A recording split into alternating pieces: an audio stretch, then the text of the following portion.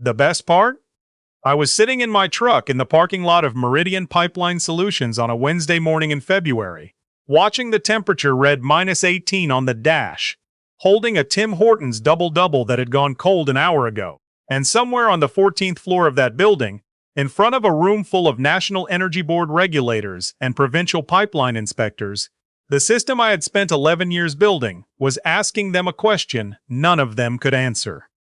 I want to back up, because the way things ended that morning doesn't make sense unless you understand what came before it. I grew up in Fort McMurray. My father worked the rigs before his back gave out, and his father before him worked the rail lines that carried crude east. I didn't go that route. I joined the Canadian Armed Forces straight out of high school, signals and communications, then a posting to CFB Edmonton, where I ended up doing systems architecture for logistics. By the time I left the service after 17 years, I knew how to build things that had to work, not things that were supposed to work. Things that had to, because people's lives depended on them. That distinction matters. It's the whole story, really. After I left the military, I spent about 8 months doing consulting work before a recruiter reached out about a position at Meridian. They were a mid-sized pipeline infrastructure company based in Calgary. Not one of the giants, but serious enough. They had contracts with 3 provincial governments and a long-standing relationship with the NEB. The job was to rebuild their operational monitoring platform from the ground up. Their existing system was a patchwork of legacy software held together with workarounds and prayers. My job was to replace it with something that actually functioned. I said yes. I shouldn't have been surprised by how bad things were when I got there, but I was. The first week I found 17 critical gaps in their pressure monitoring architecture. 17. These were pipelines carrying natural gas through populated corridors in Alberta and Saskatchewan. If anything went wrong and the alerts didn't fire correctly, you weren't looking at a bad quarterly report. You were looking at a disaster, so I got to work. My wife thought I'd lost my mind that first year. I was at the office before 7 most mornings, and I was calling in from the kitchen at 11 at night to run diagnostics.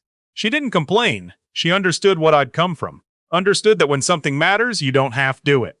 Our daughter was 7 then, and I missed more school pickups than I want to count. I told myself I'd make it up to her.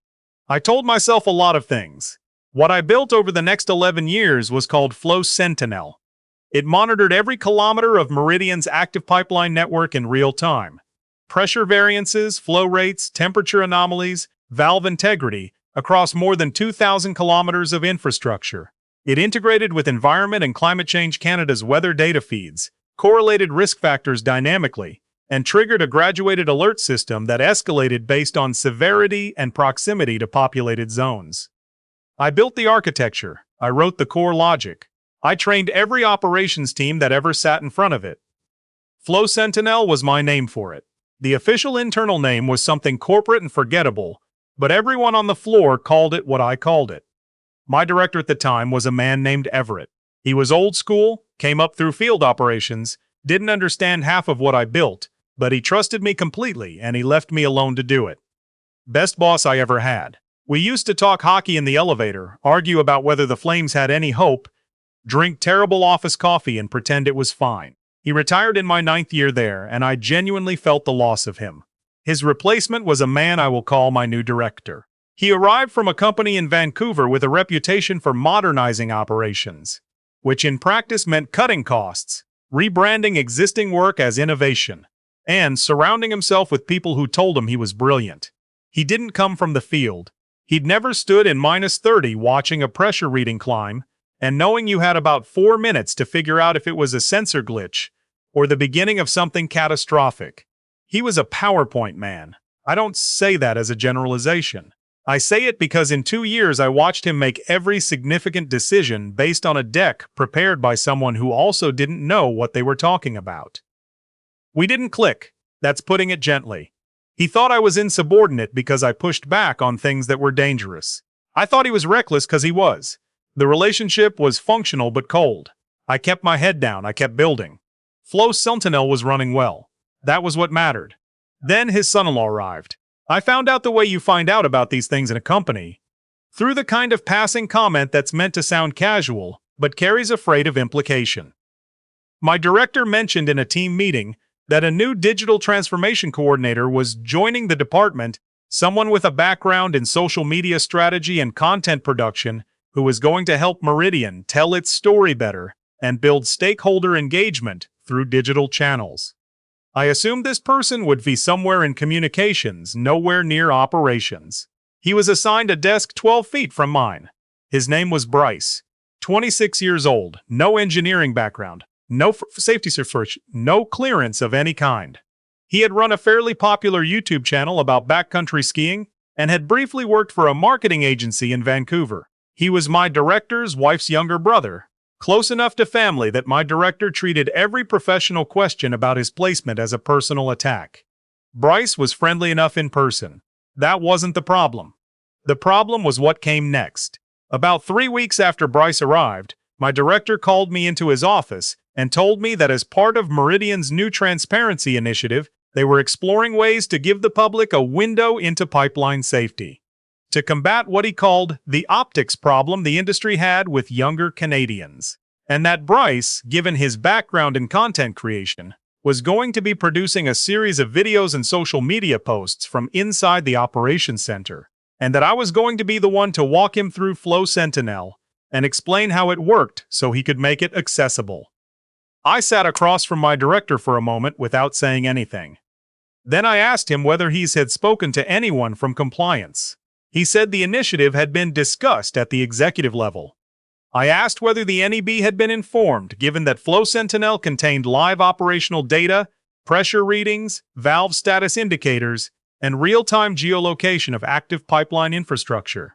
He said the goal was to show the public that pipeline safety was taken seriously, not to expose sensitive data, and that we'd be thoughtful about what was shown. I asked what thoughtful meant, specifically in terms of a protocol. He didn't have an answer. He told me to stop being obstructionist and to make myself available to work with Bryce starting Monday. I went back to my desk. I sat down.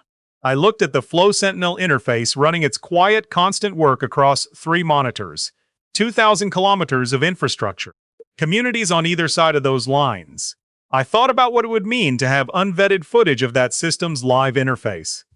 Even fragments, even B-roll, circulating on the internet, where anyone patient enough to analyze it could potentially extract operational patterns, identify weak points, understand failure signatures. I thought about what my father would have said. He was a practical man who used to tell me the most dangerous thing in any operation wasn't the equipment. It was the person who was confident they knew what they were doing when they didn't. I drafted a formal objection in writing that afternoon. I sent it to my director, to HR, and because I had 17 years of military habits around documentation, I sent a copy to myself on a personal account. In the memo, I outlined 4 specific regulatory concerns, referenced the relevant sections of the NEB's pipeline safety regulations, noted that any demonstration of live operational data to an uncredentialed individual constituted a potential compliance violation, and stated clearly that I was not able in good conscience to participate in the proposed initiative without a formal compliance review and written sign-off from the NEB. The response I got on Friday was not a compliance review. It was a meeting invitation for Monday morning at 8 o'clock. HR was included on the calendar invite. So was my director's director, who I'd had very little interaction with until that point. I walked into that meeting knowing what it was before I sat down. The HR director laid it out in the careful, measured language that HR directors use when they've already made a decision, but need to perform a process. I was being let go. Effective immediately. They had determined that my approach was not aligned with the company's direction, that my continued resistance to leadership decisions was disruptive, and that my employment was being terminated without cause, with the appropriate severance under provincial labor standards. I asked if the decision was related to my written objection regarding the digital initiative. The HR director said the decision was based on a comprehensive assessment of performance and fit. I thanked them. I collected my jacket. I said goodbye to no one because there was no one in the hallway. It was 8 in the morning on a Monday in February, and most of the team wasn't in yet. I took the elevator down. I walked out to the parkade. I got in my truck, turned it on, and sat there. And then I opened my laptop. Here's the part that my director did not know. Here is what nobody at Meridian had apparently thought to verify in the years of paperwork and project agreements that had governed my work there. When I had first been brought in to rebuild the monitoring platform, I had been engaged initially as an independent contractor, not a direct employee. That arrangement lasted 14 months before I was converted to full-time staff. During that contracting period, the project agreement that governed my work had been drafted quickly. Meridian had needed someone fast. The regulatory timeline was pressing, and the legal review had been perfunctory. The agreement assigned ownership of deliverables was to Meridian for work explicitly scoped in the statement of work. Flow Sentinel's core architecture had not been in the original statement of work. It had been developed by me in response to gaps I identified after the contract began. I had flagged this to the project manager at the time, flagged it in writing, in an email that still existed, and had been told informally to proceed, that the paperwork would be sorted out. The paperwork had never been sorted out. When I converted to full-time employment, the transition agreement had also not addressed IP ownership of the pre-existing architecture. I had noticed this at the time. I had raised it once and been waved off. I had, very quietly, made a note of it. 3 years into my employment, acting on advice from a lawyer I had consulted on an unrelated matter, I had registered the copyright on Flow Sentinel's core architecture and filed a provisional patent on 2 of its core process innovations: the dynamic risk correlation module and the graduated escalation algorithm. I had said nothing about it. Why would I? I was planning to be there for decades. The registration sat in a folder in my home office, and I had not thought about them in years. I thought about them now. I opened my laptop in the truck and I connected to a personal server I maintained off-site. I had, and I want to be precise about this, because I have thought very carefully about the legal dimensions ever since.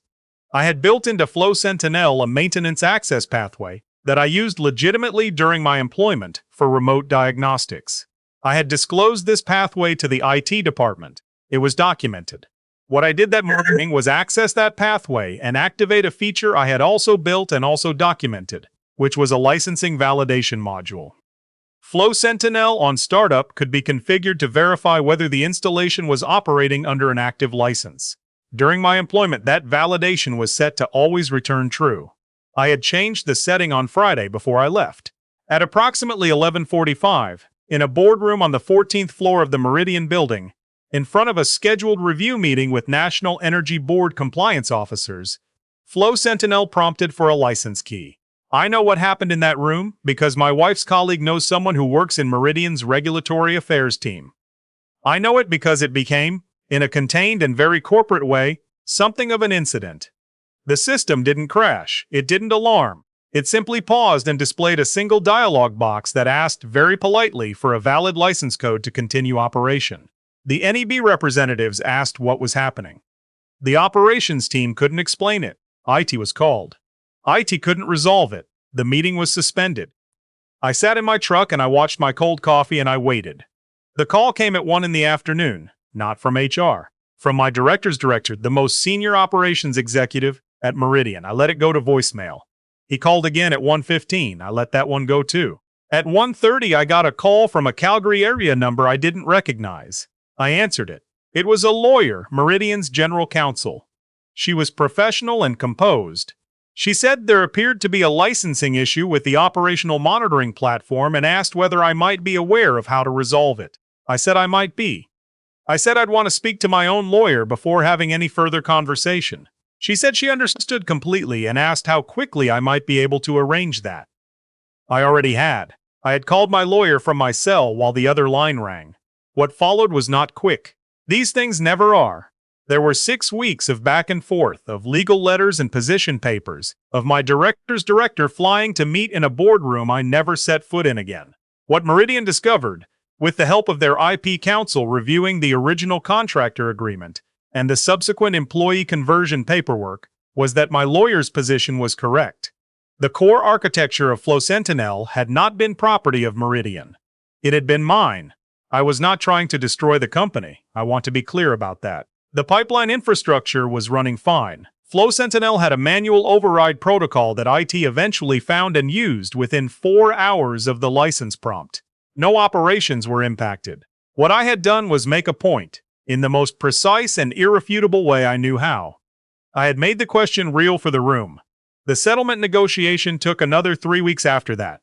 I won't put a number to it publicly. What I will say is that it included a formal licensing arrangement for Flow Sentinel that compensates me for as long as Meridian operates the platform, a written acknowledgement of wrongful termination, with a payment that significantly exceeded the provincial minimum under the employment standards they had cited when they let me go, and a clause that formally ended my director's involvement in the Flow Sentinel product team. Bryce's digital transparency initiative, as far as I know, was never implemented. The day the agreement was signed, I picked up my daughter from school. She was 18 by then, had taken a gap year before university, was working part-time at a coffee shop and trying to figure out what came next. She got in the car and I told her it was done. She already knew the broad strokes. She'd watched me sit at the kitchen table with documents for weeks. She looked at me and said, "Did you know the whole time that you had that leverage?" And I told her the truth. I told her that when I registered the copyright, I never imagined I'd use it that way. I thought I'd be there until I retired. I registered it because I was a man who had spent 17 years in a military where you documented everything, and where the lesson was that the paperwork always mattered eventually. She thought about that. And then she said something that I have turned over in my head every day since. She said, "So they fired you for having principles, and it turned out your principles were the only reason you had any leverage at all." She's starting an engineering program in September. She said she wants to build things that matter. I told her to always read the paperwork. I told her to always document what she builds. I told her the rest would take care of itself. The Tim Hortons in the parkade near Meridian's building makes a decent coffee. I know because I go there sometimes, driving through Calgary on other business now. I sit in the lot occasionally, old habit. The building looks the same. The 14th floor windows look the same. Somewhere up there, Flow Sentinel is still running, still watching the lines, still doing its quiet, essential work through prairie winters and pressure spikes and everything the country throws at it. It still has my name in the source code, right at the top of the core file, in the comments field where I put it 11 years ago. Architecture by W. Carruthers. Built to last. That part, at least, isn't going anywhere.